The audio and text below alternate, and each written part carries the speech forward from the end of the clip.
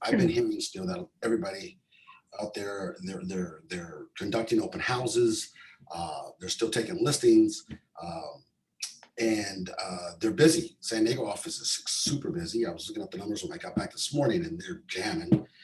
And so we invited a great friend of ours, Lauren Mendel, to talk to us a little bit about what she's doing in her open houses, number one. And then number two, just kind of, how you came about picking up this listing that you picked up in Coronado, because that's rare. Usually Coronado sticks to Coronado. And so, and a little bit about you. So first, hi. If for those that don't know, Lauren, that's Lauren Mendel. And Lauren, I know you're on a team with Mom. Yes. But I know you're wanting to fly. Yes, as well. Yeah, so I'm located in the San Diego office in Mission Valley. My mother is Carol Mendel. She's been working for over 35 years in the real estate industry. And I've dabbled, of course, growing up with a mother who's an agent. I've been working with her handing out flyers for many years, probably since high school. So this is nothing new when I jumped in. But so I've had my license for about 3 years now, but I've been actively in the real estate world for about 5 years. So it's been a crazy roller coaster, but she's been a great mentor. She's taught me so much, and I've excelled extremely high throughout this learning curve. And then being jumped into this type of market has been unlike anything I've seen. And it's kind of nice to know when my mom validates that, saying, yeah, this is a tough market. So sink or swim kind of feeling. So to get this Coronado listing is definitely a win. And how I went about that was just, I wouldn't say it was. Before we start that, real quick. Yeah. Tell me a little bit about your marketing efforts currently. What are you doing to market yourself? Okay, so the funny thing about jumping in with your mother on a team, she has been so great with print marketing. We do newsletters and farming, but the one missing part that she did not possess at that time before I joined was online social media presence. So once I joined in the team, I feel like we really solidified all avenues of marketing. And so I have a heavy presence in social media, which is Instagram, sometimes Twitter, not all the time, but I'll kind of feed into there, but also Facebook as well. So it's been really great. And it's also been fun on my end. I've been heavily using Studio A as a lot of my marketing pieces. So if you have not looked into Studio A marketing, highly recommend it. And because I would not probably look as professional on my platforms if it wasn't for that. Cool. I'm going to just share really quick. For those that don't know, if you guys would follow her, she has great content. And the reason why I say that is because you can piggyback on a lot of this stuff. And, it's well put together. You show some fun, some family, your dog, informational, what's coming soon, what just listed, what just sold, your flyer, drop days, you document that, you do some videos in here. It's all good, relevant content, and it's very well done. So congratulations on that. Thank you. Just wanted to just tell you that really quick. Thank you. And so now tell us a little bit about how the property came about. Sure, absolutely. So as I was saying, it wasn't necessarily luck, but it was just a very wonderful opportunity to be presented. And so essentially I had an agent contact me from the San Luis Obispo location saying she had a seller that is currently selling her Coronado home, but located up in San Luis Obispo. So we teamed up together, and how she found me was through the Century 21 website. And supposedly I was the only agent that had Coronado tagged as a specialty. And so I just felt so honored for her to just call me up and say, hey, look, you're the only one here. Let's get going. And it's been such a great ride since then. And it's just also a really great reminder to be updated with all your websites, whether you actively use them or not.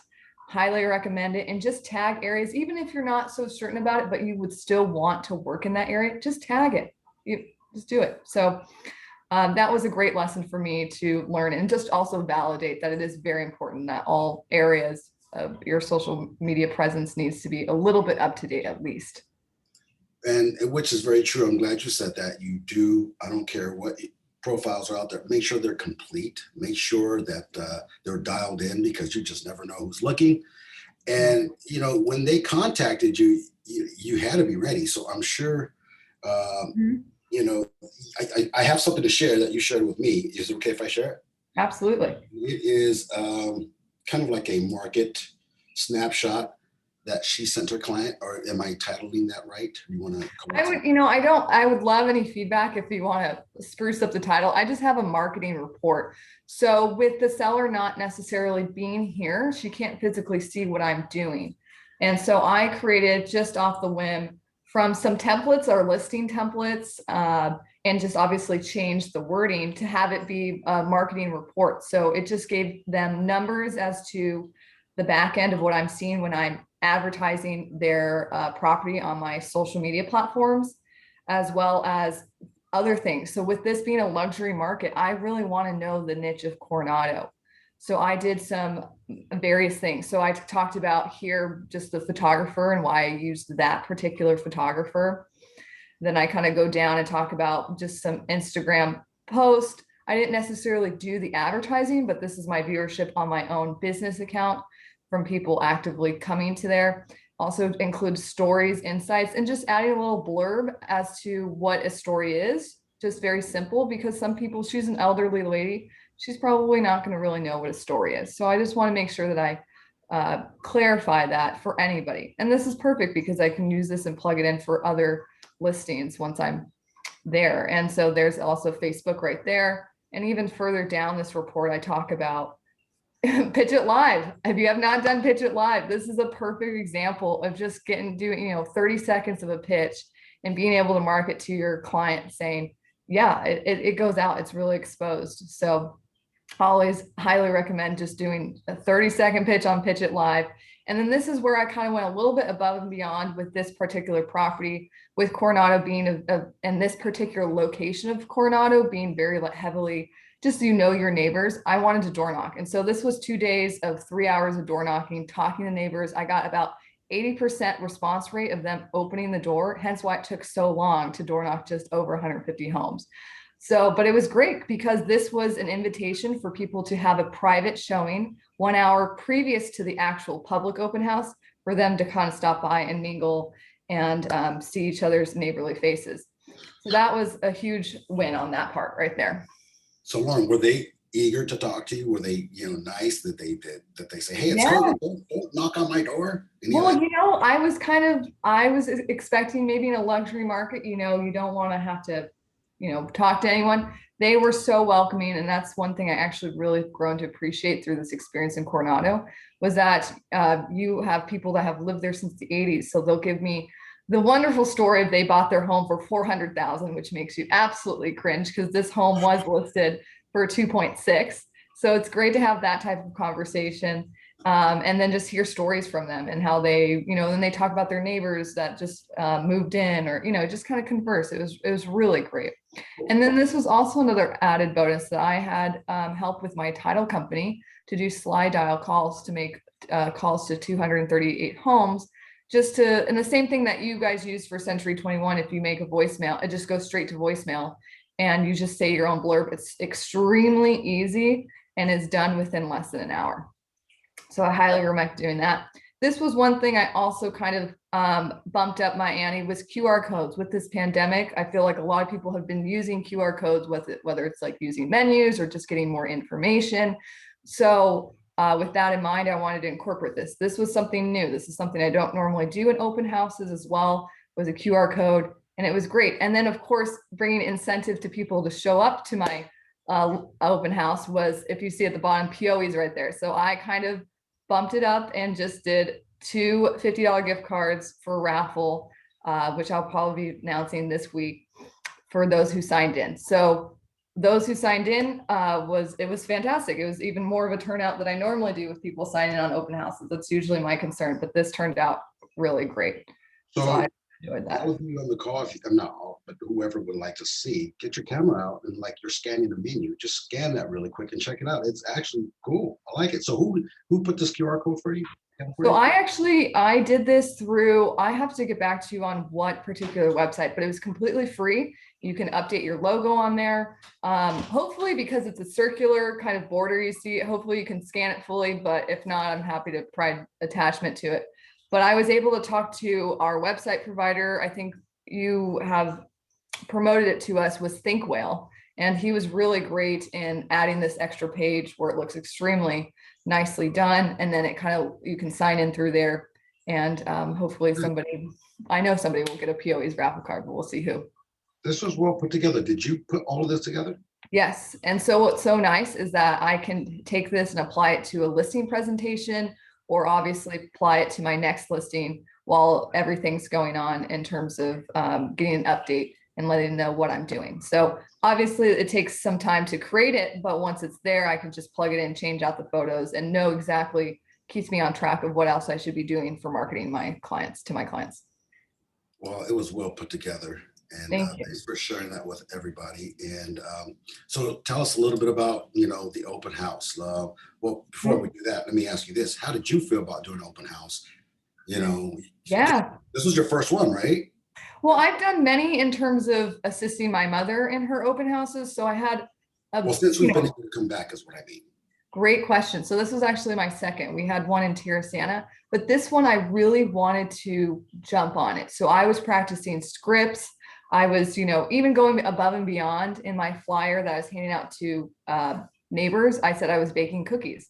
So I spent an hour or two the day before baking cookies. And so I just really wanted to one up this type of open house. It is a lot of work, but I mean, the experience in it all and the end result was really worth it. Having to go back out there, get an open house, face people, did you have any anxiety a little bit, or? I had, I made sure in terms of, I wanted the doors open, the windows open, the nice breeze coming in.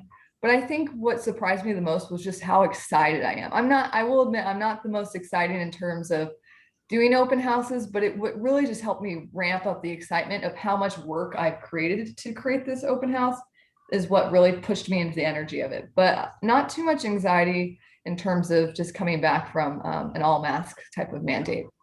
And tell us about the day's event and how did you manage the activities of the open house?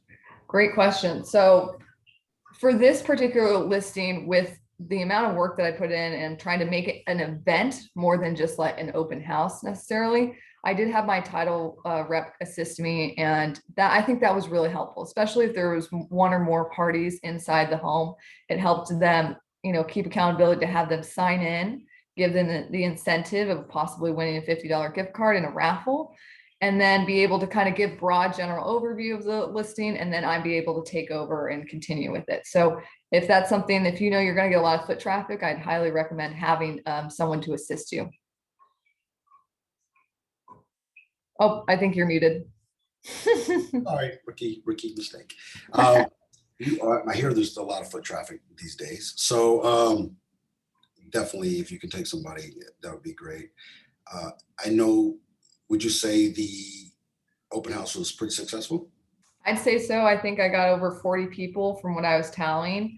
And those that signed in with the sign-in sheet, I also incorporated address, whether they're working with an agent, whether they're looking, have they been pre-qualified, and people would fill that out. So that was really surprising to me more than anything, was the information they were willing to give right off the bat without me having to dig deeper and call them to inquire about it. Nice. Any potential leads, buyers?